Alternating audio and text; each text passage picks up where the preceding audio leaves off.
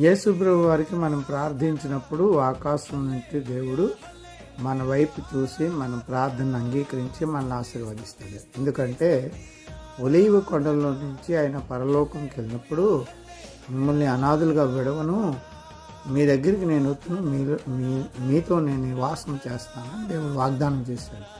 ప్రతి క్రైస్తవుడికి గొప్ప వాగ్దానం ఏంటంటే దేవుడు మనతో ఉంటాను అని వాగ్దానం చేశాడు. కాబట్టి మనం ఎప్పుడు ఒంటరిగా ఫీల్ అవ్వకూడదు, మనకి దేవుడు దూరంగా ఉన్నాడని ఎప్పుడు అనుకోకూడదు. దేవుడు మిమ్మల్ని, మీ కుటుంబాలని, సమస్తాన్ని అందరినీ దేవుడు దీవించను కాక.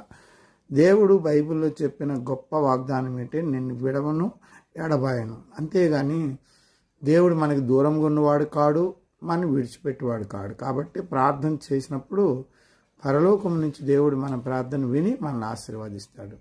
మీ అందరికీ శుభం కలుగును గాక. మంచి విశ్వాసం